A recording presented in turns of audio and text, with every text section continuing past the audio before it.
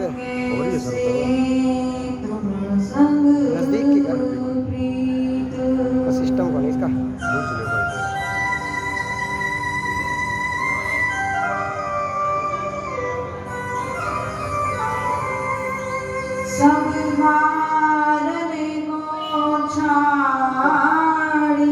कलो से नहीं होता कलो से नहीं होता ऐसे करने में हो रही है मैं आई तेरे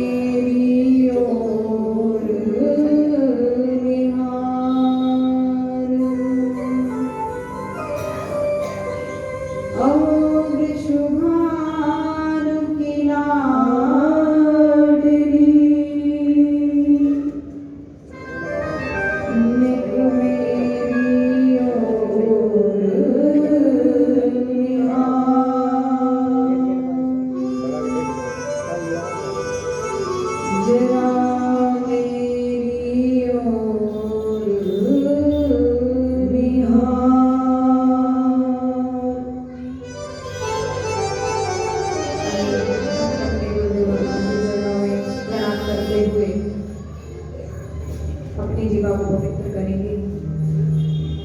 मुझे प्यारी है सारी दुनिया,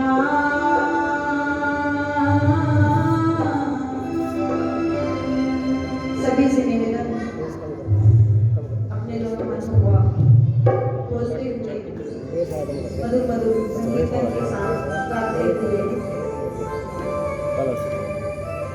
मुझे प्यारी है सारी दुनिया,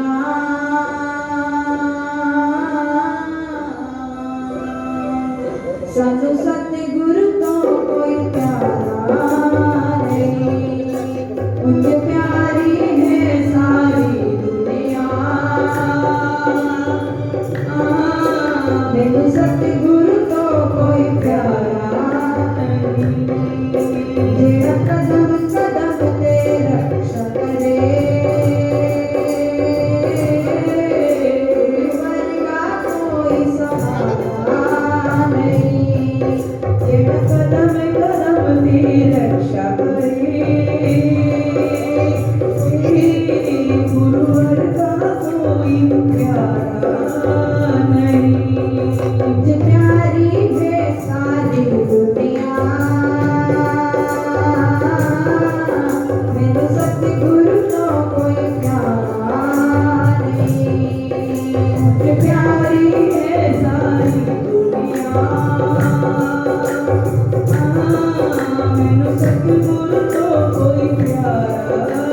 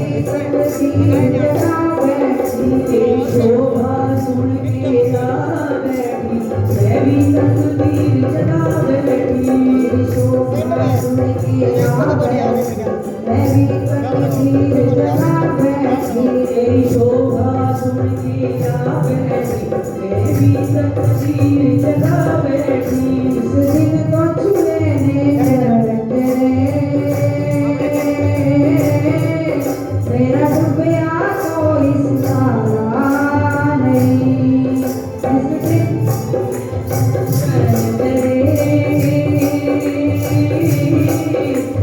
डूबया कोई सितारा नहीं, प्यारी है सारी दुनिया, मेरे सतगुरु को कोई प्यारा नहीं, प्यारी है सारी दुनिया, मेरे सतगुरु को कोई प्यारा नहीं।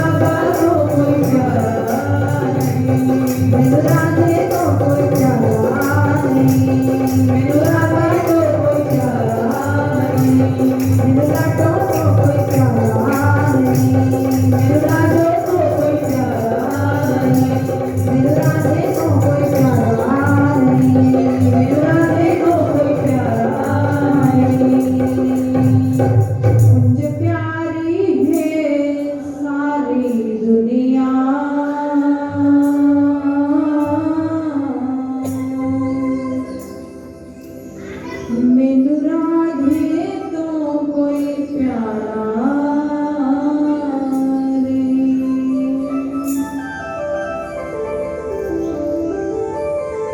बोलिए श्री सतगुरुदेव महाराज की जय। रानी सरकार की जय। हनुमान जी महाराज की जय। मेरे जीवन का किशोरी जी के पावन चरणों में प्रणाम करते हुए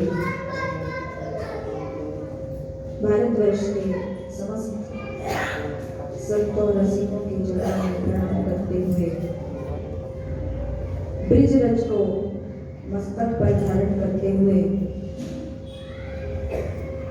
जगत जननी गौ माता के चरणों में प्रणाम करते हुए भगवान जगन्नाथ की चरण रज को मस्तक पर लगाते हुए इस मंदिर प्रांगण में उपस्थित समस्त देवी देवताओं की चरण रज को मस्तक पर धारण करते हुए आप सभी भक्तों के हृदय में उपस्थित मेरे ठाकुर बिहारी बिहारी को कोटि कोटि वंदन और आप सभी भक्तों को सादर जय श्री राम, जय श्री कृष्ण।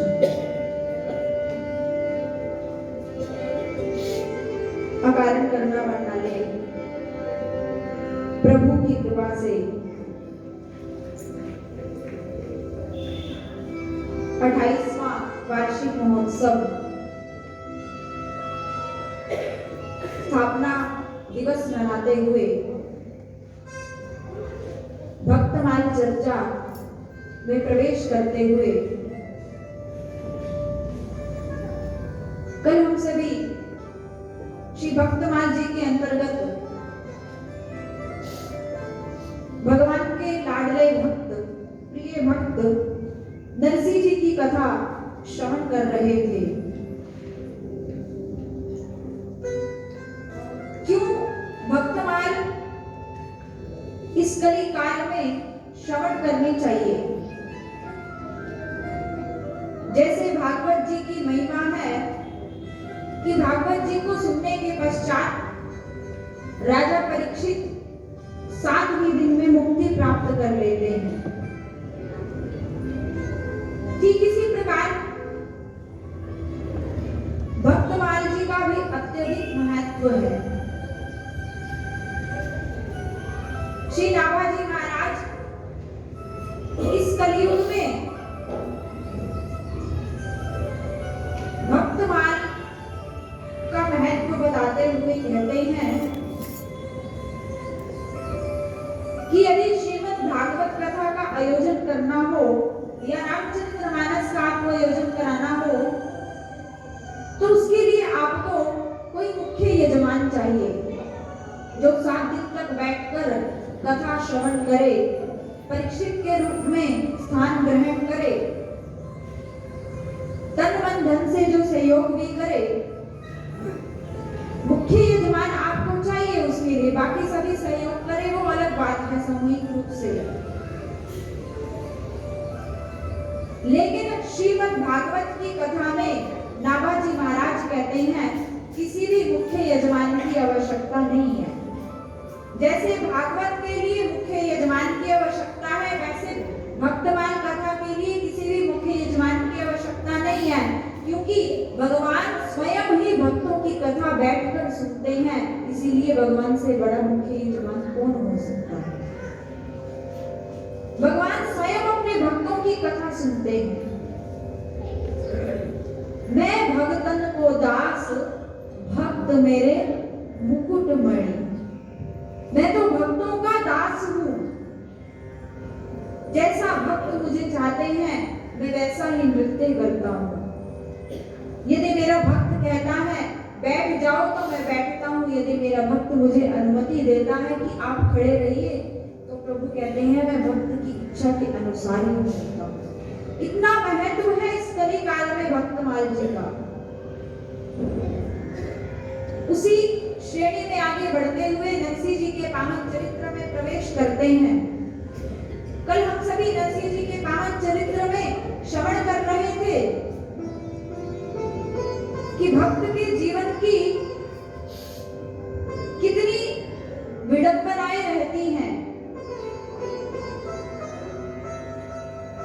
एक तो राजा के शासनकाल के समय भगवान का नाम लेने पर रोक है, और दूसरा जब नरसिंह जी का प्रकट्य हुआ तो जन्म से ही गूंगे और बहरे थे। तीसरा 5 वर्ष के भी नहीं हुए थे कि माता और पिता का देहांत हो गया। पालन पोषण करने वाला कोई नहीं है, एक बुढ़िया दादी ही नरसिंह जी का पालन पोषण कर रही है। एकमात्र जीने का सहारा वो दादी और बड़ा भाई भाभी है, लेकिन नरसिंह जी से प्रेम नहीं करते। कल आप सभी सुन रहे थे, दुरित गौरी भाभी का नाम है दुरित गौरी, भैया वंशीधर और भाभी दुरित गौरी। नरसिंह जी ने पीने के लिए भाभी से जल मांगा। जल मांगने पर उस दुरित गौरी ने, नाम तो है दुरित गौरी, दुरित गौरी का अर्थ हुआ यानी जिसका स्वरूप सुंदर है, जो दिखने में सुंदर है। जो दिखने में सुंदर है उसका स्वभाव भी सुंदर होना चाहिए, लेकिन स्वभाव इसके बिल्कुल विपरीत है। बात बात पर झगड़ा करना, ईर्ष्या करना, नरसिंह को डांटना, फटकारना। मुझे डोंगरे जी महाराज श्रीमद् भागवत कथा में सुनाया करते थे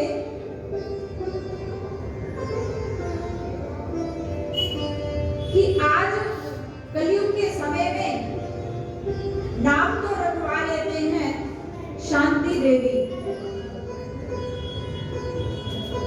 लेकिन घर में जिसके कारण इतनी कलह मची हुई है, 1 मिनट भी घर में शांति नहीं रहने देती।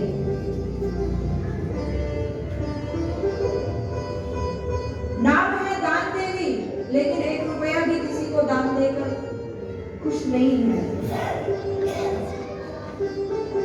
ऐसी स्थिति है, लेकिन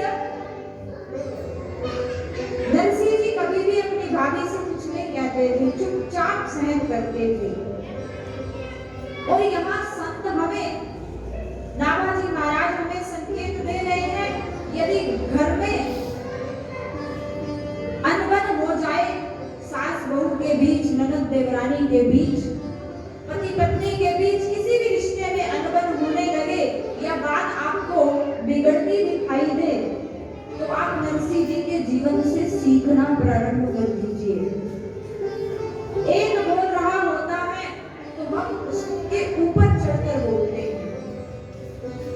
अक्सर स्थिति यही हो जाती है, जब सामने वाला गुस्सा कर रहा है तो हम भी गुस्से में आ जाते हैं।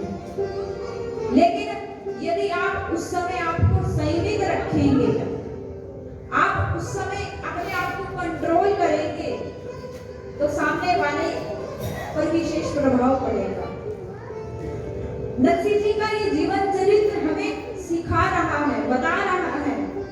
भाभी ने इतने अपशब्द कहे, अरे कलमुहा, अरे भिखमंगा, अरे फकीर, यही घर मिलता है तुम्हें, बार बार घूम फिर कर रोटी मांगने, पानी पीने यही इसी द्वार पर आ जाते हो, और फिर द्वार नहीं मिलते तुम्हें भटकने के अलावा।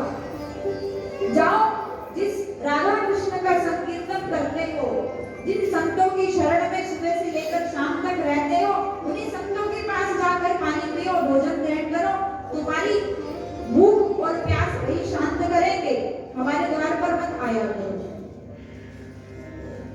आज जैसे ही नरसिंह जी ने भाभी के मुख से ये बात सुनी, जैसे ही सुना, मेरे भगवान और प्रिय संतों को अपमानित कर रही है भाभी, तो आज नरसिंह जी से रुका नहीं गया। नरसिंह जी ने आज प्रतिज्ञा कर ली कि ठाकुर, अब मैं इस घर में, इस द्वार पर कभी नहीं आऊंगा।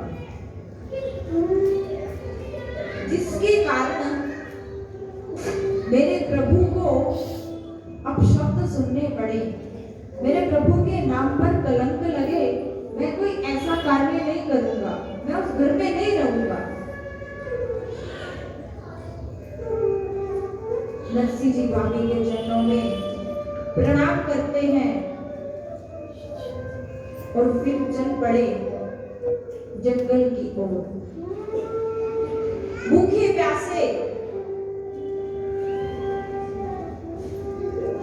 एक तो शरीर में शक्ति नहीं है और दूसरा भाभी ने अपमानित कर दिया। अब नरसिंह जी सोचते हैं इस दुनिया में मेरा है ही कौन, किसके द्वार पर जाऊं, आखिर किसको अपना कहूं। भाभी भैया ने भी घर से निकाल दिया, मैं ये कहकर आ गया कि मैं जा रहा हूं संतों के पास, उसी प्रभु के द्वार पर जा रहा हूं, तो चलो भगवान के मंदिर में ही चलता हूं। अगर उन्होंने मेरी पुकार सुन ली तो ठीक है, अन्यथा मैं अपने प्राणों का त्याग कर दूंगा।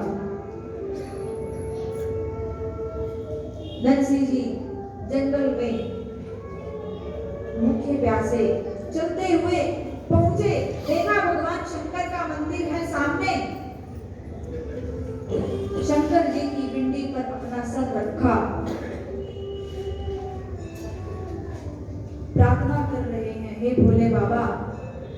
जब मैं अपनी दादी से पूछता था कि मेरे माँ बाप कौन है, तो मेरी दादी आपकी ओर इशारा करती थी कि भगवान शंकर तेरे पिता हैं और पार्वती अम्बा तेरी मैया है। तो प्रभु, मैंने अपने जीवन देने वाले माता पिता को तो नहीं देखा, वो इस संसार में भी नहीं रहे, परंतु जैसा मुझे दादी ने कहा था, प्रभु तुम ही मेरे माता पिता हो, तो अब इस बच्चे को संभालो, इस बच्चे की सुध लो।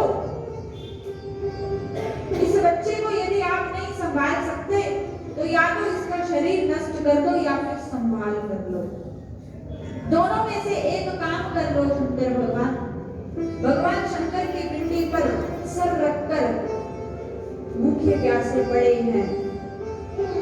एक ही आस है कि आएंगे तो प्रभु कुछ खिलाएंगे तो खाऊंगा, अन्यथा कुछ नहीं खाऊंगा। नेत्रों से जल टप टप टप बह रहा है। 2 दिन बीत गए, नरसिंह जी ने जल तक भी ग्रहण नहीं किया। 2 दिन तक हम बिना भोजन के रह सकते हैं, लेकिन बिना जल के हम 1 घंटा भी नहीं रह सकते। यदि आपको भयानक गर्मी में प्यास लगी हो, 56 व्यंजन आपके सामने रखे हैं और एक और जल रखा है, तो आप प्यासे हैं, तपती धूप से आए हैं, तो 56 व्यंजन आप दूसरे नंबर पर रखेंगे, सबसे पहले आप पानी की ओर ही भागेंगे। और कोई आपसे कहे कि 56 व्यंजन आपको नहीं दिए जाएंगे और जल भी नहीं दिया जाएगा, तो आप उससे हाथ जोड़कर निवेदन करेंगे कि नहीं, मैं पहले प्यासा हूं, मुझे जल तो जरूर पिलाओ, भोजन दो या ना दो तुम्हारी इच्छा, लेकिन जल तो मैं पीकर ही जाऊंगा। तो नरसिंह जी भोले बाबा से प्रार्थना करने लगे, हे प्रभु, अब आप ही मेरी सुध लोगे तो मैं कुछ खाऊंगा पीऊंगा, अन्यथा ये शरीर इस जंगल में पड़ा पड़ा मिट्टी हो जाएगा, मुझे इसकी कोई परवाह नहीं है। नरसिंह जी भगवान शंकर की पिंडी पर सर रखे हुए रो रहे हैं। 4 दिन का समय व्यतीत हो गया। कुछ भक्तगण थे जो जंगल से निकल रहे थे, उन्होंने नरसिंह जी से निवेदन किया, अरे भक्त जी, आप जल तो ले लीजिए, भोजन का 1-2 निवाला ही ले लीजिए, जिससे आपके भीतर कुछ शांति आ जाए, कुछ शक्ति आ जाए। लेकिन नरसिंह जी ने कहा, नहीं, मेरे प्रभु जब तक नहीं आएंगे तब तक मैं अपने भी नहीं डालूंगा। 7 दिन व्यतीत हो गए नरसिंह जी को भगवान शंकर का ध्यान करते करते। नमः शिवाय नमः शिवाय नमः शिवाय का जाप चल रहा है। भगवान शंकर का ध्यान नहीं गया इस ओर, लेकिन जगत जननी अम्बा परम्बा भगवती जो शक्ति स्वरूपा हम सबके बीच में हम सबको शक्ति देती है, उठने की, चलने की, बोलने की, देखने की, सूंघने की, वो शक्ति स्वरूप अम्बा पार्वती जी भगवान शंकर से कहने लगी, भोलेनाथ आप देखते नहीं आपके द्वार पर पड़ा हुआ एक बच्चा, एक नादान बालक 7 दिनों से जिसने कुछ खाया पिया नहीं है, निर्जल है, आप उसकी सुध क्यों नहीं लेते? आप उसकी ओर क्यों नहीं देखते? राधे शांत हो, राधे शांत हो। पार्वती अम्बा को दया आई और भगवान शंकर को प्रेरित किया, भोलेनाथ उस बच्चे की सुध लीजिए ना। देखते नहीं है वो आपके द्वार पर आपकी ही आस लगाए हुए बैठा है।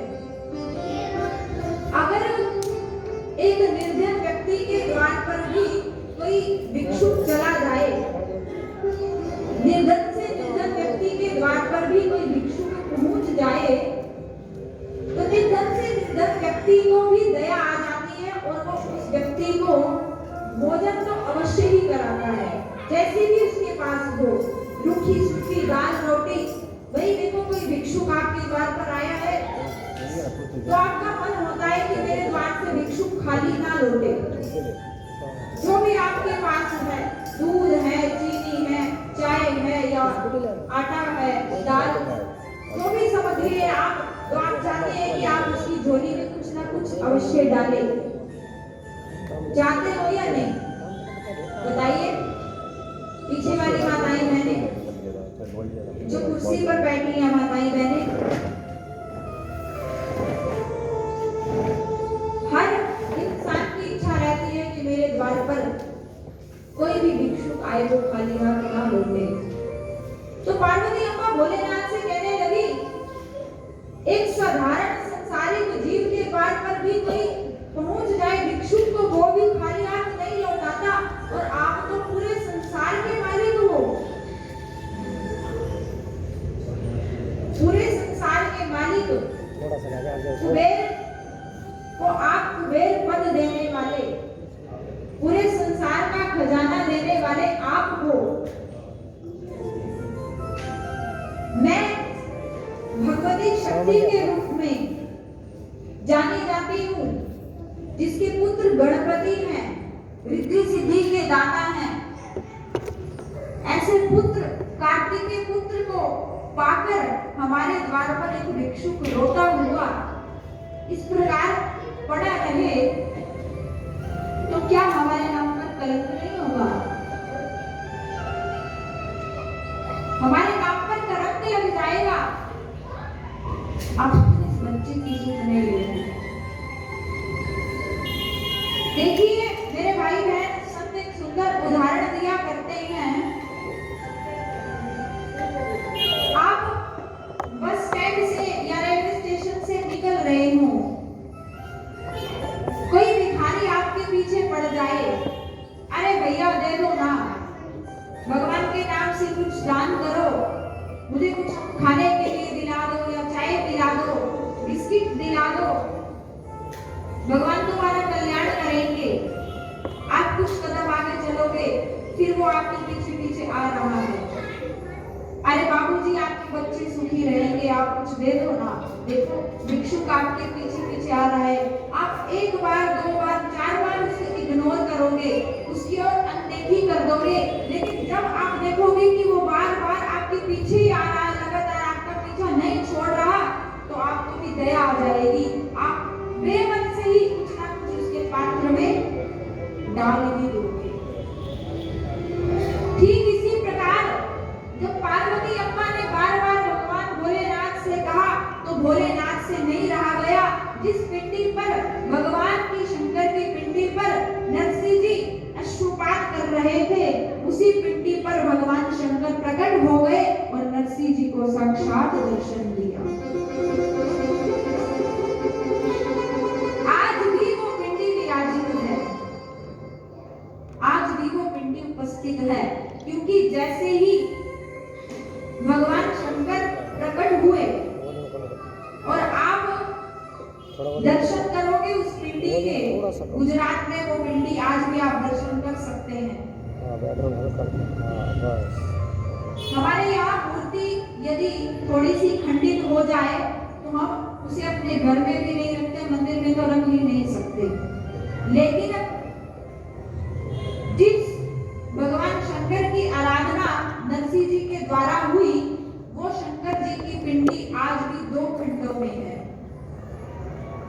मैंने दर्शन नहीं किए परंतु संतों के मुख से श्रवण किया है कि आज भी वो पिंडी 2 भागों में बटी है, क्योंकि जैसे ही भगवान शंकर का प्रकटे हुआ, इतना प्रचंड तेज था भगवान शंकर में, जिसके कारण पिंडी के 2 खंड हो गए। बोलिए शंकर भगवान की जय, राधा रानी सरकार की जय। आज भी 2 खंड है उस पिंडी के। भगवान शंकर ने सर पर हाथ रखा, पुत्र उठो, जागो पुत्र। नरसिंह जी ने नेत्र खोले। देखिए कोई बड़ी अवस्था नहीं है, केवल 9 वर्ष की अवस्था में नरसिंह जी को भगवान शंकर और पार्वती अम्बा का दर्शन हो गया। क्या होता है 9 वर्ष का बालक?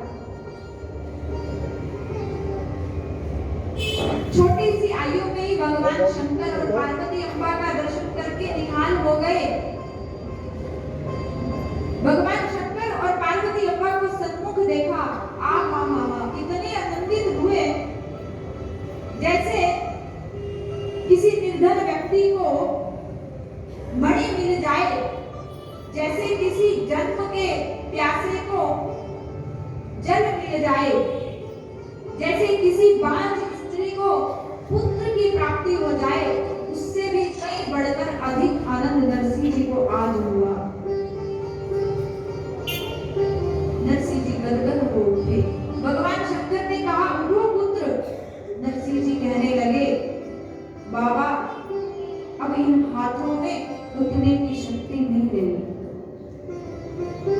क्योंकि अनुमान लगाइए हम एक दिन निर्जला एकादशी का व्रत रखते हैं तो अगले दिन ना जाने शरीर में कैसी वीकनेस, कमजोरी महसूस करते हैं। अनुमान लगाइए नरसिंह जी जिन्होंने 7 दिन तक कुछ नहीं खाया पिया होगा, उनके भीतर क्या शक्ति रही होगी। भोलेनाथ से कहने लगे, बाबा अब इन हाथों में उठने की शक्ति नहीं रही। संसार वालों ने मुझे इतना गिराया है कि अब मैं उठने के काबिल नहीं रहा। आपकी कृपा, आपका वात्सल्य यदि हो जाए तो फिर उसको उठने में भी देर नहीं लगेगी। भोले बाबा ने स्वयं पार्वती अम्बा ने सहारा देकर नरसिंह जी को अपने हाथों से उठाया और भोले बाबा ने कहा, बेटा वर मांगो, क्या चाहते हो तुम? अब हम और आपके जैसा कोई होता तो कहता, सबसे पहले तो भोजन करा दो पेट भर। कहता या नहीं?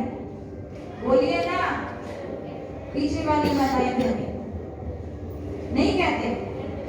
कहते। आगे वाली तो फिर भी थोड़ा गर्दन हिला देती है, पीछे वाली कुछ प्रति उत्तर नहीं देती। इसीलिए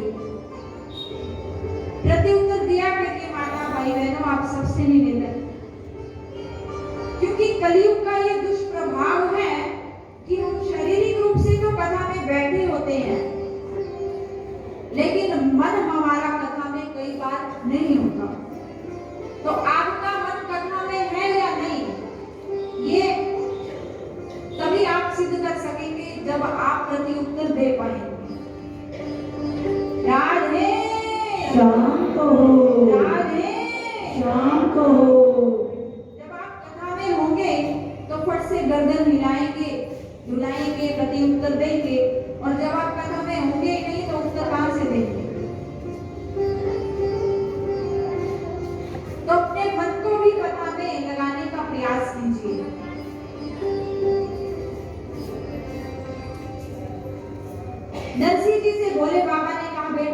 मांगो। अब नरसिंह जी सोचने लगे कि मैं क्या मांगू भगवान से, क्योंकि नरसिंह जी ने बचपन से ही कथाएं सुनी थी। नरसिंह जी बचपन से ही दादी के साथ साथ सत्संग में जाया करते थे, तो सत्संग का इतना बड़ा प्रभाव था। नरसिंह जी मन में सोचते हैं, श्री रामचरितमानस के अनुसार जब विभीषण रावण और कुंभकर्ण ने ब्रह्मदेव का तप किया और ब्रह्मदेव को प्रसन्न कर लिया, तो ब्रह्मदेव का प्रसन्न होकर सबसे पहले रावण के पास पहुंचे। रावण से कहने लगे, मांगो राक्षस राज, वर मांगो, तुम्हें क्या वर चाहिए। तो रावण ने सोचा कि मैं ऐसा वर मांग लूं, मुझे कोई मार ना सके, मुझे अमरता का वर दे दीजिए। ब्रह्मदेव कहने लगे, सृष्टि को निर्माण करने का कार्य मुझे सौंपा गया है, मैं ही अमर नहीं हूं, तो तुम अमर कहां से बन पाओगे, अमर तो हो नहीं सकते, और कुछ मांग लो। तब रावण कहने लगा, मुझे ये वरदान दे दो कि मुझे मनुष्य और वानर के अलावा कोई ना मार सके, मनुष्य और वानर के सिवा मुझे कोई भी हाथ ना लगा सके। इस अभिप्राय से कि वानर तो जिनका मांस भक्षण कर लेता हूं मैं, और मनुष्य चुटकी में ही, जैसे एक व्यक्ति मच्छर को मारता है, मैं मनुष्य को मारकर एक चुटकी में अपना हल कर सकता हूं, मृत्यु का समाधान कर सकता हूं। तो रावण ने ब्रह्मदेव से अमरता का वरदान मांगा। ब्रह्मदेव ने ये जब वरदान नहीं दिया तो उसने वर मांगा, हम काहू के मर ही न मारे, हम काहू के मर ही न मारे, हम काहू के मर ही न मारे, हम काहू के मर ही न मारे। वानर मनुज जाति नौवारे, वानर मनुज जाति नौवारे, हम काहू के मर ही न मारे, हम काहू के मर ही न मारे, हम काहू के मर ही न मारे, हम काहू के। वानर मनुज जाति नौवारे, वानर मनुज जाति नौवारे,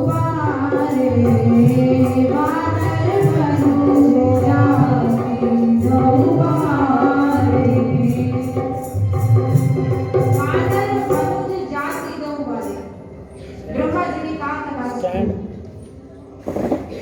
जब कुंभकर्ण के पास पहुंचे ब्रह्मदेव वर देने के लिए, तो कुंभकर्ण मांगना चाहता था इंद्रासन।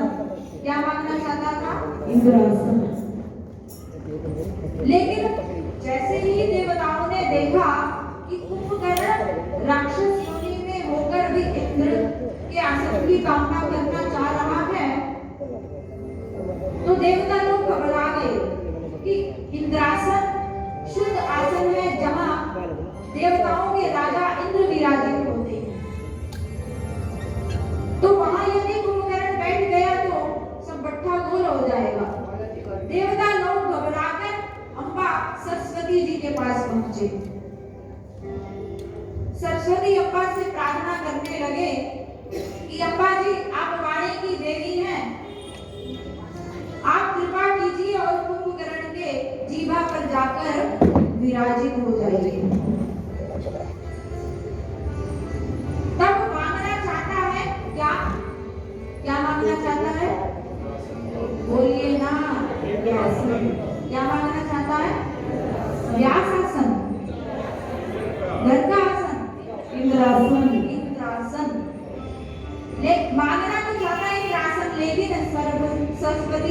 जगह पर जाकर विराजित हो गई और निकल गया, मुझे दे दो निद्रासन। अरे ये क्या मांग बैठा मैं? होश आया तब रोने लगा, ब्रह्मदेव से कहने लगा प्रभु गलती हो गई। तब ब्रह्मा जी ने कुछ हेर फेर किया, 6 महीने सोओगे और 1 दिन जागोगे। बड़ा पछता रहा है, मांगना तो चाहता था इंद्रासन, और ये वाणी का ही, शब्दों का ही हेर फेर है ना। शब्द ही तो है जो हृदय पर एक शब्द घाव कर जाते हैं, और एक शब्द है किसी की वाणी सुनकर ऐसा आनंद आता है कि अपने आप ही भगवान के चरणों में कंगरा लग जाती है। शब्द ही तो है। अब बारी आई विभीषण जी की। विभीषण जी जैसे ही ब्रह्मदेव विभीषण जी के पास पहुंचे तो विभीषण जी ने प्रभु की चरणारविंदों की भक्ति मांगी। तो नरसिंह जी सोचते हैं भगवान की भक्ति मांगी तो उन्हें राज्य भी मिल गया। आज भी विभीषण जी अमर हैं। सप्त चरण जीवियों में आज भी विभीषण जी का नाम लिया जाता है। तो नरसिंह जी छोटे से देखिए ज्ञान कितना उच्च है नरसिंह जी का, क्योंकि बचपन से सत्संग किया था। बचपन के संस्कार पूरी उम्र नहीं मिटते। अच्छा एक बात बताइए, यहाँ आप सभी पढ़े लिखे बैठे हैं, आपने अभी जो 5-7 वर्ष पहले जो कोर्स किया हो, उस सिलेबस का कुछ आपको याद है, स्मरण है? किसी को स्मरण है सिलेबस का अपने?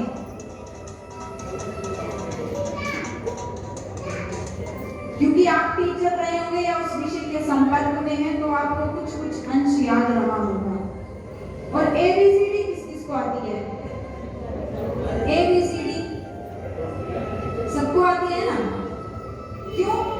जो 5-7 वर्ष कोर्स किया था पहले आपने, वो तो आप भूल गए, उसका सिलेबस कुछ भी स्मरण नहीं है आपको। लेकिन जो बचपन में ABCD रटी थी हमने, वो सबको याद है अभी, और पूरी उम्र याद भी रहेगी। क्यों रहेगी? क्योंकि वो हमने कब सीखी थी? बोल दीजिए ना, कब सीखी थी? इसीलिए कहा जाता है कि अपने घर में यदि वातावरण अच्छा चाहते हो कि आपके घर में भी सुख शांति रहे, आपके बच्चे संस्कारी बने, तो बचपन से ही अपने बच्चों को संस्कारवान बनाइए। और संस्कार कहीं क्लबों में नहीं मिलेंगे, किसी मॉल में जाकर नहीं मिलेंगे। संस्कार मिलते हैं घर में। पहले सबसे पहली गुरु बच्चे की उसकी माँ होती है। मेरी माताओं बहनों, भारत की भावी पीढ़ी का निर्माण आपके कंधों पर निर्भर करता है। आपका कर्तव्य बनता है कि आप खुद भी सत्संग से जुड़े और अपने बच्चों को भी संस्कारवान बनाएं। और कुछ दे या ना दे अपने बच्चों को, प्रॉपर्टी दे, बैंक बैलेंस दे, कीर्ति दे, यश दे, वैभव दे, सब जो आपकी इच्छा है दे, लेकिन सबसे पहले उनकी जरूरत है उनको संस्कारवान अवश्य बनाए। कुछ दिन पहले ऐसे ही कथा चल रही थी, तो जिस प्रकार अब प्रसंग चल पड़ा तो ऐसा ही प्रसंग था। मैंने माताओं बहनों से निवेदन किया कि आप लोग स्वयं भी सत्संग से जुड़े और अपने बच्चों को भी जोड़े।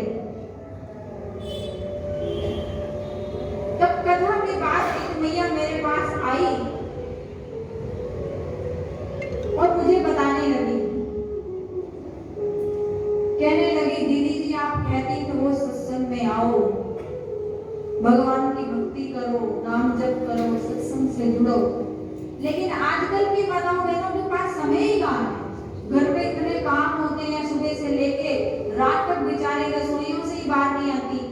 कभी कपड़े धोने हैं, कभी बर्तन साफ करने हैं।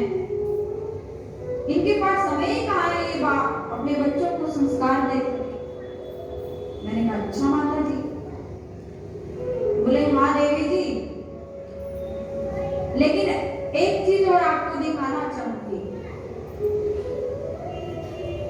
उन्होंने मुझे दिखाया, भयानक ठंड का समय है, एक बच्चा निर्वस्त्र, जिसके शरीर पर एक भी वस्त्र नहीं था, लगभग 3-4 वर्ष का रहा होगा, भगवान की मूर्ति के सामने बैठा हुआ हाथ जोड़कर कह रहा है, भगवान जी मेरी माँ का नेट थोड़ी देर के लिए बंद कर दो, सुबह से सर्दी में नंगा नहाया घूम रहा हूँ, इतनी भी फुर्सत नहीं है मेरी माँ को फोन से कि मुझे कपड़े भी पहना दो। बड़ा अचंभा लगा इस बात को देखकर। मैं उस विषय की, नेट की, सोशल मीडिया के विरुद्ध नहीं जा रही, मैं उसकी निंदा नहीं कर रही। करिए, उपयोग करने के लिए है चीज। विज्ञान ने इतनी तरक्की की है तो क्यों ना उसका उपयोग किया जाए, लेकिन उपयोग के साथ एक शब्द और जोड़ दीजिए, सदुपयोग। ये विज्ञान ने इतनी तरक्की की है तभी तो हम लोग कथा घर बैठे श्रवण कर सकते हैं, भजन सुन सकते हैं, YouTube पर सर्च किया, जिसका चाहे हमें घर बैठे ही जो भी मैटर चाहिए, जिस विषय का भी चाहिए आपको मैटर आप ले सकते हैं। लेकिन उस उपयोग के साथ साथ कुछ मिसयूज होने लगता है उसका। यदि आपको उसका यूज करना है, उसका उपयोग करना ही है, तो आप उसके अच्छे अच्छे सत्संग देखिए, अच्छे अच्छे कथावाचकों की कथा सुनिए, जिससे आपके जीवन में कुछ परिवर्तन हो, कुछ बदलाव आए। ये ओहा पोहो की जिंदगी तो सभी जी रहे हैं। सुबह उठा, नहाया धोया या ना नहाया, काम पर गया, शाम को काम से लौटा, बीच में 1-2 बार चाय पी ली, खाना खा लिया। ये ओहा पोहो की जिंदगी, ये तो पशु जीवन है। कुछ परिवर्तन चाहिए इस जीवन में। काम के साथ साथ राम को भी स्मरिए, उसे मत बिसारिए। करते कर्म करो विधि नाना, करते कर्म करो विधि नाना, करते कर्म करो विधि नाना, करते कर्म करो विधि नाना, मन राखो जहाँ कृपा निधाना, मन राखो जहाँ कृपा निधाना, करते कर्म करो विधि नाना, करते कर्म करो विधि नाना, करते कर्म करो विधि नाना, करते कर्म करो विधि नाना, मन राखो जहाँ कृपा निधाना, मन राखो जहाँ कृपा निधाना, मन राखो जहाँ कृपा निधाना। जो संसार के दायित्व हम सबको मिले हैं, उसको निभाने के साथ साथ हम जो लक्ष्य लेकर आए हैं, उस लक्ष्य को ना भूल पाए। संसार वाले चाहते हैं हमारा तन, भगवान चाहते हैं हमारा मन, लेकिन हम कर देते हैं इसका उल्टा। मन तो दे देते हैं संसार को और तन दे देते हैं भगवान को। करते हैं या नहीं? बोल दीजिए ना। कथा में भी बैठकर माला जप करते हुए भी, संकीर्तन करते हुए भी मन रहता है घर परिवार वालों में, काम के चक्कर में। और जब संसार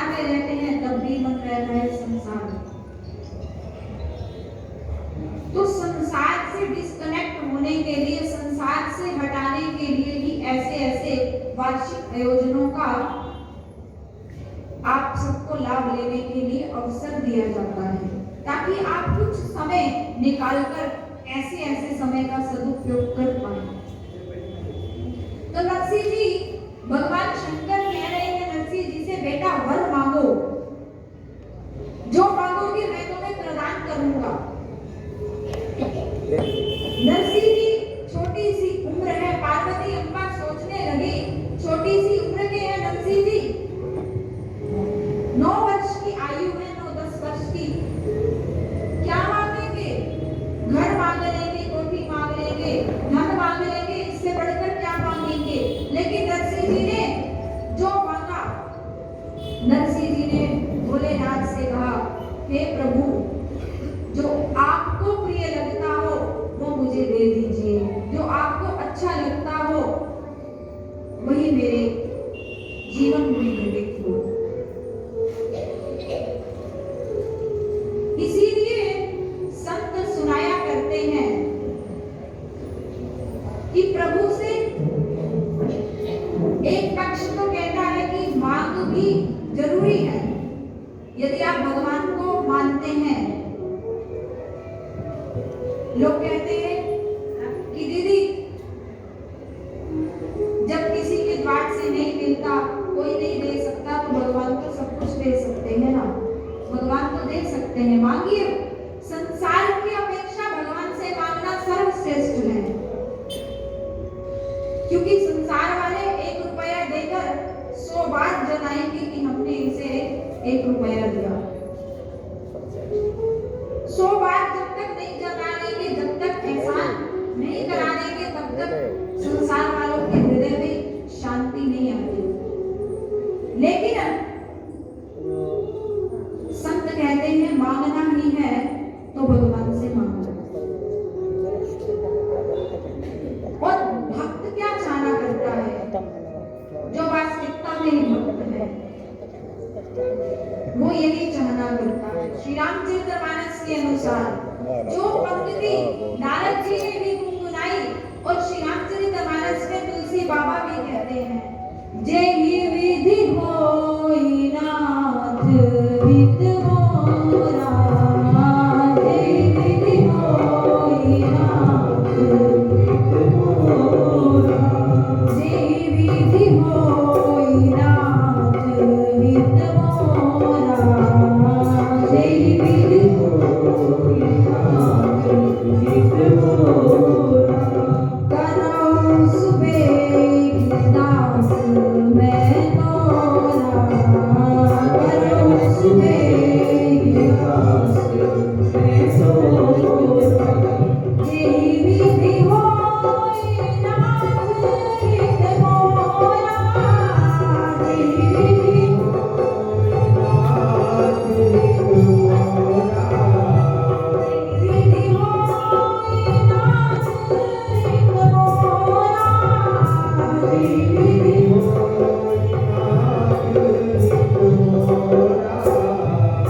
करौ सुबेग दास मैं तोरा, करौ सुबेग दास मैं तोरा। ये चौपाई रामायण की, क्योंकि हनुमान जी का मंदिर है, ये रामायण की चौपाई आप अपने हृदय की डायरी पर नोट कर लीजिए। यहाँ जहाँ भी अपनी आप पर्सनल नोट्स बनाते हो, तो पर्सनल नोट्स में इस चौपाई को जरूर ऐड कीजिएगा। जेहि विधि होई नाथ हित मोरा, करौ सुबेगी दास मैं तोरा। जिस चौपाई को नारद जी ने गुनगुनाया, भक्त ये कहता है, प्रभु जिस विधि से मेरा हित हो, जिस क्रिया से मेरा कल्याण हो, मैं नहीं जानता कि मेरे लिए क्या सही है और क्या गलत है, जो आपको अच्छा लगता हो आप वही मेरे मंदिर देख लीजिए, वही मेरे साथ घटना घटित ऐसा मेरे जीवन में आप भाग्य में लिख दें। लेकिन हम क्या करते हैं, दुख आ जाए तो भगवान से बुलाना लेते हैं, सुख आ जाए तो शुक्रिया नहीं करते, मान मिले तो भूल जाते हैं, अपमान मिले तो ईर्ष्या द्वेष करने लगते हैं। लेकिन जब आप बार-बार इस चौपाई को ध्यान में रखोगे तो कभी ना कभी हमारे जीवन में मान अपमान, जीवन मरण हानि लाभ एक बराबर स्थिति हो जाएगी। एक बच्चा अपनी माँ के साथ किसी शॉपिंग मॉल में गया शॉपिंग करने के लिए। माँ शॉपिंग करने में लगी है,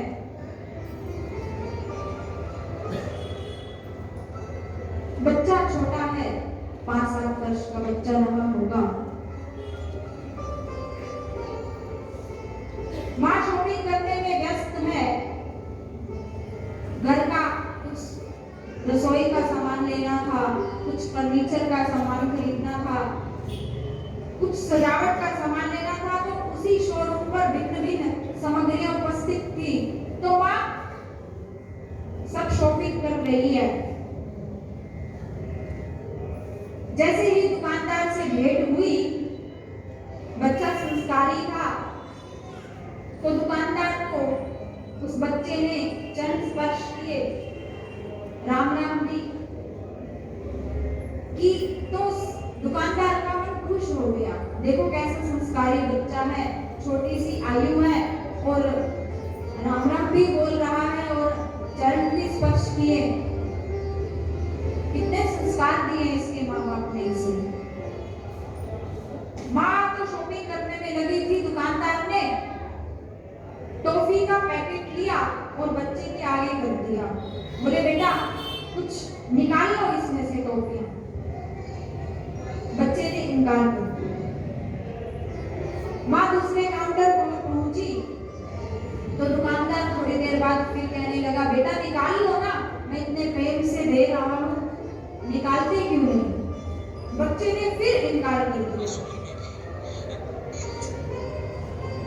जब लौटकर उसकी माँ उसी दुकानदार के पास पहुंची तो उस दुकानदार ने स्त्री से कहा, बहन जी क्या आपका बेटा बहुत संस्कारी है, तो मैं खुश होकर इसे टॉफियां दे रहा हूँ, चॉकलेट दे रहा हूँ, तो ये ले नहीं रहा, आप बोल दो कि ये ले लो।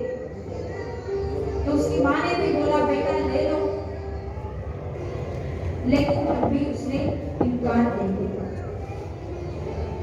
जब उस स्त्री ने पूरी शॉपिंग कर ली, जब वो वहां से विदा होने लगी बिल कटवाने के बाद, तब दुकानदार ने वो जो चॉकलेट और टॉफीज का डिब्बा था जाते जाते उस बच्चे के हाथ में थमा दिया। अभी भी वो मना ही कर रहा है। रास्ते में जाते हुए अब माँ बच्चे से पूछती है, बेटा एक बात बताओ, दुकानदार ने भी आपसे बार बार कहा टॉफियां निकाल लो डिब्बे से, मैंने भी आपसे बार बार कहा टॉफियां चॉकलेट जो भी आपको अच्छा लगता हो, 2, 4, 6, 7, 12 जो भी आपको चाहिए आप निकाल लो, आपने निकाली क्यों नहीं। तब बच्चे का उत्तर सुनिए। बच्चा कहने लगा, माँ यदि मैंने उस समय 10-12 निकाली होती तो मुझे डिब्बा नहीं मिलना था,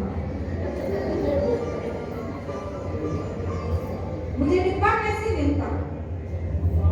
अब आपको हंसी आई, आपको अच्छा लगा, भाई बच्चे का देखो प्रॉफिट हासिल करने के लिए। तो सोचिए जब हम भगवान से मांगते, अपनी मांग रखते हैं, हम 1 रुपया मांगते हैं और उसकी इच्छा 10 रुपए देने की हो, तो आप मांगते हो कूलर, एसी, फ्रिज और वो आपको पूरी फैक्ट्री का ही मालिक बनाना चाहता हो, तो जाएंगे ना आप नुकसान में। वो भी उस मालिक की तरह आपको पूरा सौंपना चाहता है, लेकिन हम ही ऐसे दुर्भाग्यशाली हैं कि अपने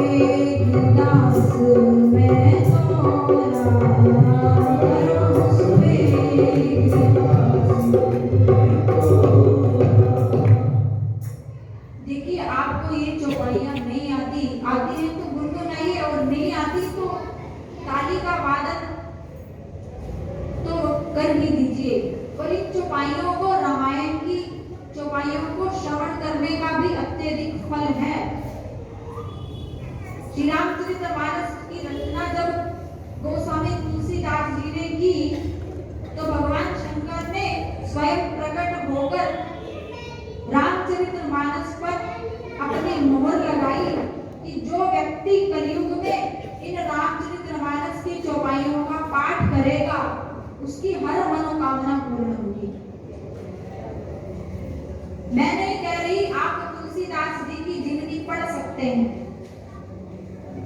जब पहले बुजुर्ग माताएं बहनें अपने बच्चों को शयन कराती थी, सुलाती थी, तो वो सुंदर सुंदर कहानियां, किस्से और रामायण की चौपाइयां ही सुनाकर सुनाया करती थी दादी नानियां।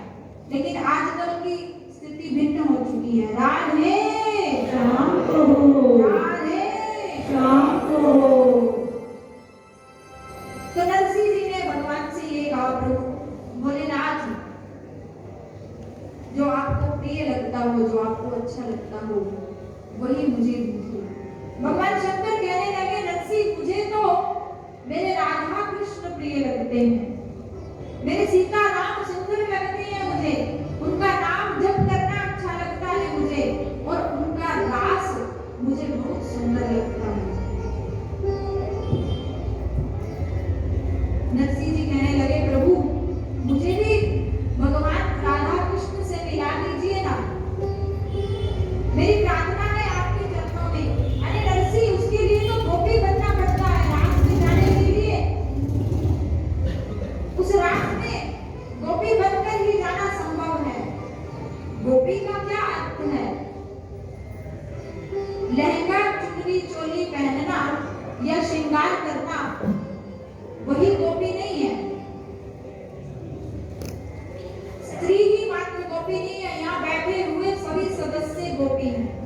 कब? गो नाम है इंद्रियों का, गो भी कृष्ण रसम पिबती इति गोपी, जिसकी प्रत्येक इंद्रिय भगवान के लिए समर्पित हो जाए।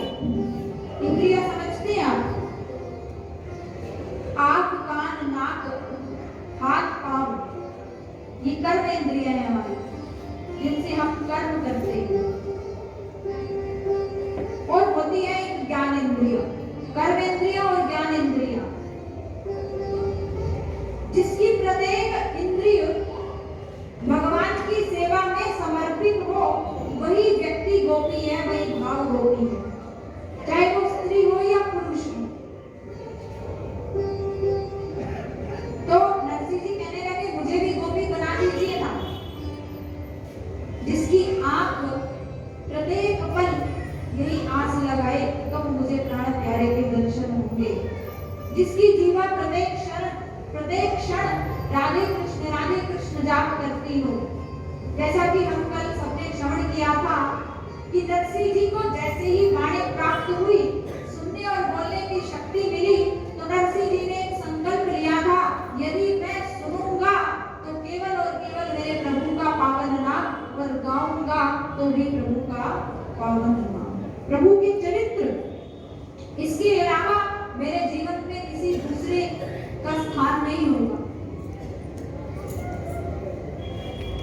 तो जिसकी प्रत्येक इंद्रिय भगवान के चरणों में समर्पित हो, वही गोपी है। प्रभु आपने भगवान के रास के कब दर्शन किए थे? भगवान शंकर नरसिंह जी को अपनी पहली दर्शन की बेला की सब कहानी सुनाते हुए कहने लगे, द्वापर युग में जब मैंने भगवान की बंसी सुनी, तो मैं ध्यान अवस्था में उन्हीं का ही दर्शन कर रहा था। जैसे ही मेरी तंद्रा टूटी, मैंने देखा पार्वती जी आज 16 श्रृंगार करके इतनी सुंदर लग रही है। पार्वती जी से पूछा, पार्वती जी इतना श्रृंगार तो आपने विवाह के समय भी नहीं किया था, आज इतना सुंदर सजकर कहाँ जा रही हैं आप? पार्वती अम्मा कहने लगी, प्रभु आपके प्रिय राधा रानी और प्रभु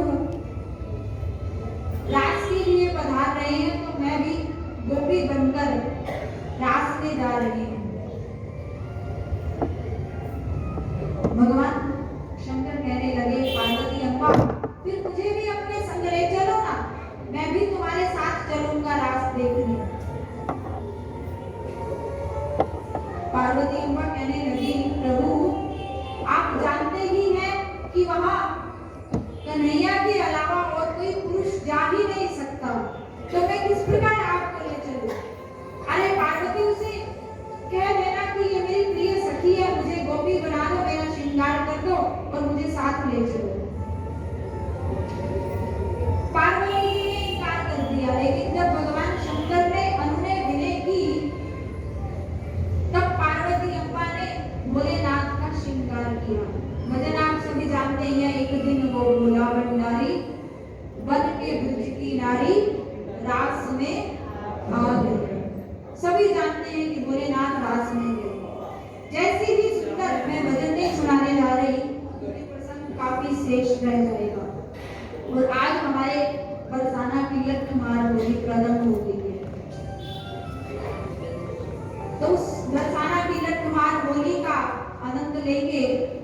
और आप सबको जल्दी भी रहती है, 7 बजते ही आपका ध्यान घर की ओर भागने लगता है।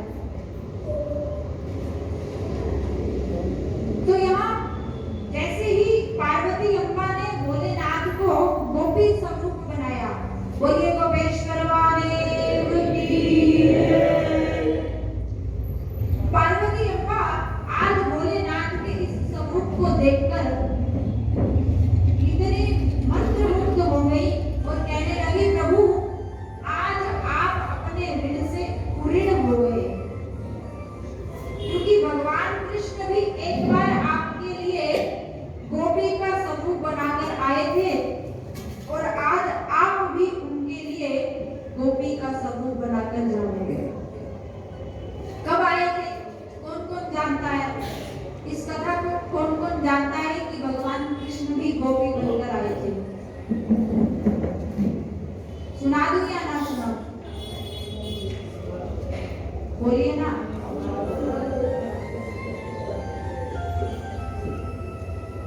भगवान भोलेनाथ के लिए कृष्ण भी एक दिन गोपी बनकर आए थे। पार्वती अम्बा भोलेनाथ को स्मरण कराने लगी, प्रभु जब दैत्यराज भस्मासुर, शिव पुराण की कथा है, ये कथा भागवत जी में नहीं है, भक्तमाल में भी नहीं है, ये शिव पुराण की कथा है। शिव पुराण के अनुसार जब भोले बाबा ने भस्मासुर को तप करते हुए देखा, तो भोले बाबा ने आकर भस्मासुर को दर्शन दिए। भस्मासुर से कहा, बेटा वर मांगो। भोलेनाथ ने भस्मासुर से कहा, वर मांगो। देखिए, सभी देवताओं में, चाहे भगवान कृष्ण को ही ले लीजिए या अम्बा जी को ले लीजिए, किसी देवता की भी आराधना करनी हो तो पहले आपको उनका श्रृंगार उतारना होगा, फिर उनके वस्त्र आदि व्यवस्थित करके, फिर उनके पैर धुलाने पड़ेंगे, हाथ धुलाएंगे, आचमन कराएंगे, फिर स्नान कराएंगे। लेकिन एक भोले, सबसे सरल, सबसे दयालु एक ही देवता है, वो है भगवान शंकर। और ऐसे ही देवता है ये कि जिसे भी प्रसन्न हो जाते हैं उसे सबसे पहले कहते हैं वर मांगो, और कुछ नहीं कहते, इधर उधर की बात नहीं करते, बस सीधा बोलते हैं जो तुम्हारे मन की इच्छा हो मांग लो। तो भस्मासुर ने कहा, प्रभु मुझे देना चाहते हो तो मुझे अमर बनाइए। भोलेनाथ कहने लगे, इस पृथ्वी पर जो आया है सब जाएंगे, जो आया है सो जाएगा, राजा रंग बबू। सभी को यहाँ से जाना भी है एक ना एक दिन। अमर तो तुम हो नहीं सकते, कुछ दूसरा अमर मांग लो। अब भस्मासुर जो है कामी वृत्ति का था। राक्षस लोग अभक्ष्य भक्षण करते हैं, जिसके कारण उनके भीतर काम वासना, ईर्ष्या, क्रोध अत्यधिक रहता है। तो भस्मासुर भोलेनाथ के बगल में खड़ी हैं। दृष्टि पड़ गई पार्वती अम्बा, देखा इतना सुंदर है, पार्वती अम्बा का सौंदर्य देखता ही रह गया, आश्चर्यचकित रह गया। सोचता है क्या किया जाए। उसके मन में कुरीति बैठ गई, सोचने लगा सबसे पहले इसका पत्ता साफ करना होगा। इसका पत्ता साफ करना होगा, इसका, क्योंकि पार्वती तो मेरी हो पाएगी ना जब ये भोलेनाथ से हटेंगी। तो प्रभु से कहने लगा, भोलेनाथ मुझे ऐसा वर दे दीजिए, मैं जिसके भी सर पर हाथ रखूं वो जलकर भस्म हो जाए। भोलेनाथ ने कहा, तथास्तु, जाओ बेटा, वर दिया। भोले बाबा ने वर दे दिया, विचारा नहीं कि ये क्या मांग रहा है, इसका परिणाम क्या होगा, वर दूं या ना दूं, कुछ नहीं विचारा, क्योंकि क्या है, क्या है, जोर से बोलिए ना, भोले बाबा। भोले बाबा। वर दे दिया, जैसे ही वर दिया अब वो भोलेनाथ का ही पीछा करने लगा। भोलेनाथ को ही भस्म करने के लिए चल पड़ा। भोले बाबा आगे आगे दौड़ रहे हैं और पीछे पीछे भस्मासुर भाग रहा है। अरे ठहरो शंकर बाबा, रुको, मेरे वर का दिया हुआ वर सही है या गलत, इसका अनुमान तो देखने दो, रुको तो सही। अब भोले बाबा आगे आगे दौड़ते जा रहे हैं, दौड़ते जा रहे हैं, दौड़ते जा रहे हैं, पीछे पीछे भस्मासुर लगा है। जान आफत में पड़ गई भोलेनाथ की, तंग आ गए, पसीने छूट गए, घबरा गए, अब क्या करूं, या तो भस्म कर देगा, क्या किया जाए। तब मुरलीधर का स्मरण किया, भगवान कृष्ण का स्मरण हो आया, क्योंकि ये नटखट है, ये छलिया है, ये टेढ़े हैं और इनकी नींद भी टेढ़ी है। भगवान कृष्ण का स्मरण हो आया, क्योंकि ये तो गोपियों के साथ रास करने का तो इनका अभिनय है ही है, इनको कुछ करना कराना तो अलग से पड़ेगा नहीं। तो भोलेनाथ ने, भोले बाबा ने कृष्ण का स्मरण किया, भगवान प्रकट हुए, भगवान से कहा कि इस भस्मासुर से पीछा छुड़ाओ। तब भगवान कृष्ण ने गोपी का स्वरूप बनाया, मोहिनी रूप में भगवान कृष्ण जहां भस्मासुर पीछा कर रहा था, उस रास्ते में भस्मासुर के भगवान कृष्ण मोहिनी रूप में प्रकट हो गए। सुंदर वेश धारण किया है, पार्वती जी से भी सुंदर लग रहे हैं भगवान कृष्ण। भस्मासुर ने इन्हें देखा तो पार्वती जी से जो ध्यान लगा था वो हट गया, अब इनको अपना बनाना चाहते हैं।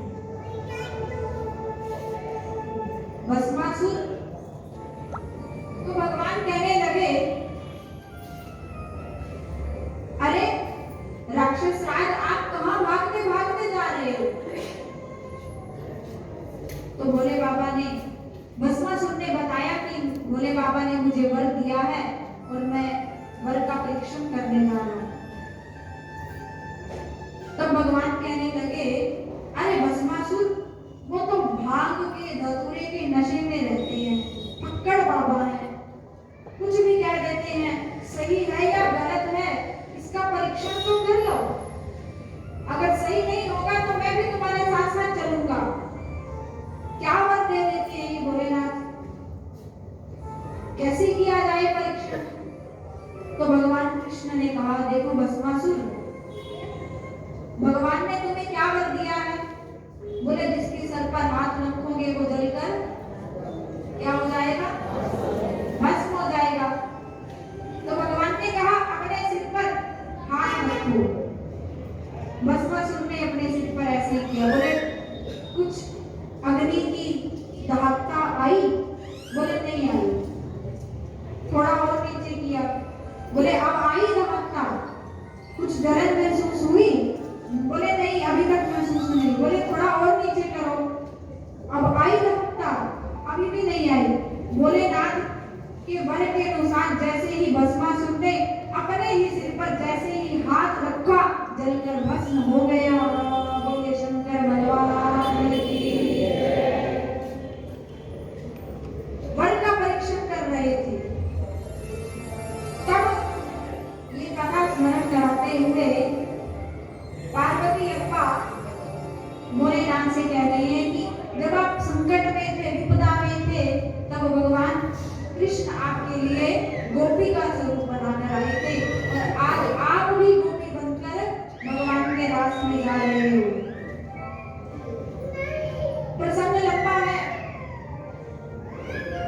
नरसिंह जी को ले जाते हुए भगवान शंकर रास में किस प्रकार ले गए और फिर रास का सुंदर वहां दृश्य हुआ है।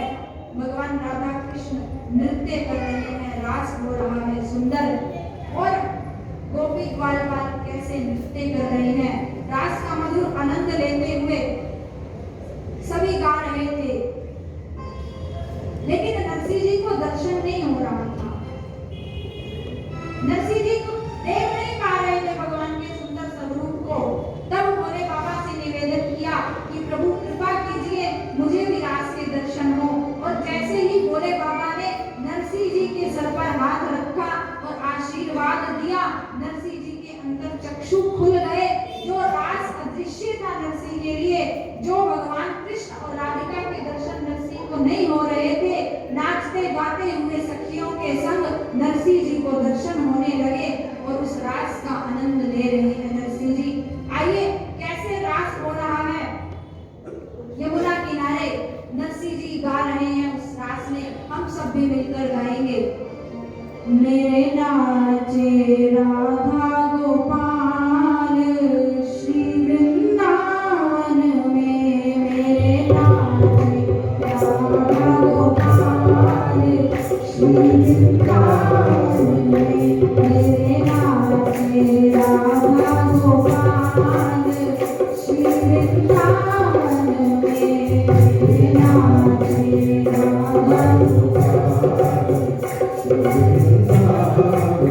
श्री वृंदावन में, श्री वृंदावन में।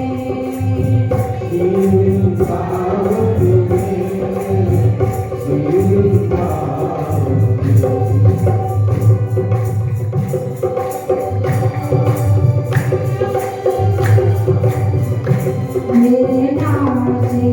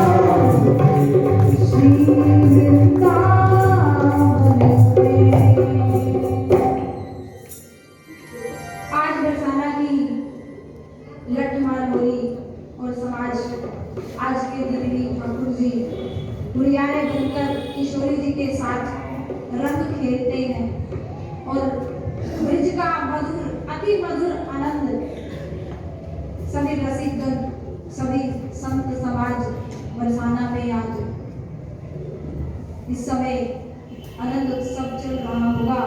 तो उसी आनंद उत्सव को हृदय में धारण करते हुए जिस जिस भक्त का मन कर रहा हो बिहारी जी के साथ होली खेलने का, क्योंकि हम वृंदावन तो नहीं पहुंच पाए, यही वृंदावन बनाएंगे और यही ठाकुर जी के साथ होली का रंग खेलेंगे।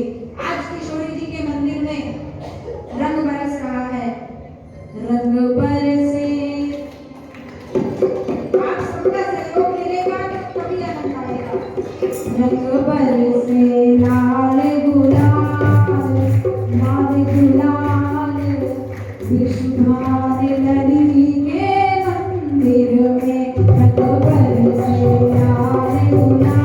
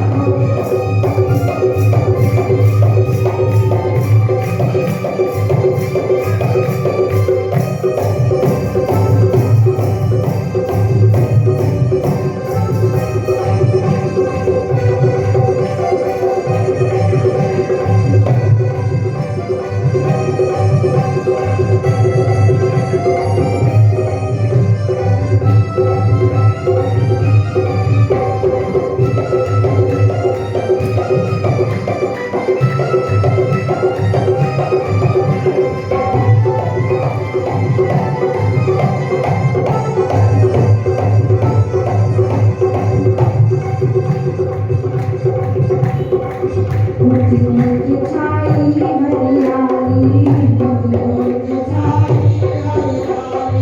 मुझ मुझ छाई हरियाली झूम रही है डाली डाली झूम रही है डाली डाली डाली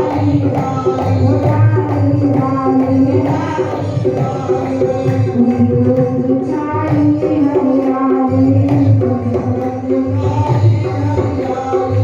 झूम रही है डाली डाली झूम रही है नाचे नाचे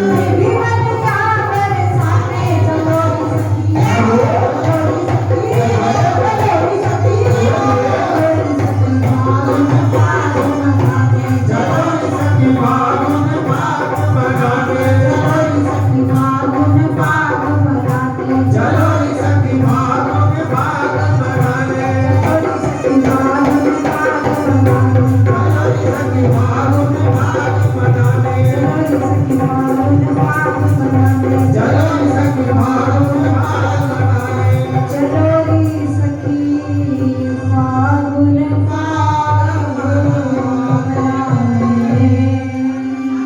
बोलिए होली के रसिया की नंद के ढोटा की खुशबान गली की।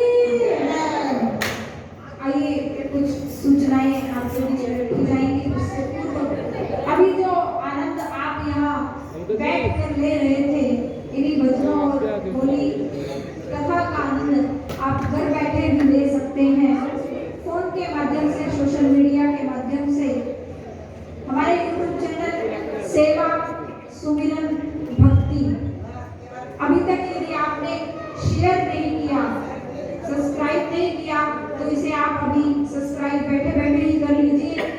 सुबह प्रातःकाल कुछ माताएं बहनें मुझसे मिली तो बोल रही थी कि कैसे करना होगा। यदि आप ना कर पाए तो हमसे भी संपर्क कर सकते हैं। आप फोन तो आप सबके पास होगा ही, तो भी निकाल कर सब्सक्राइब कर लीजिए ताकि आपको सुंदर कथाएं और भजन घर बैठे ही सुनने को प्राप्त हो सके। चैनल का नाम दोबारा स्मरण कीजिएगा, सेवा सुमिरन भक्ति। आप भी सब्सक्राइब करें और अपने इष्ट मित्रों संबंधियों से भी सब्सक्राइब शेयर लाइक अवश्य करें। जय श्री राधे, जय श्री कृष्ण। बोलिए बांके बिहारी लाल की बड़े कमजोर। जय जय श्री राम, जय जय श्री राम, जय जय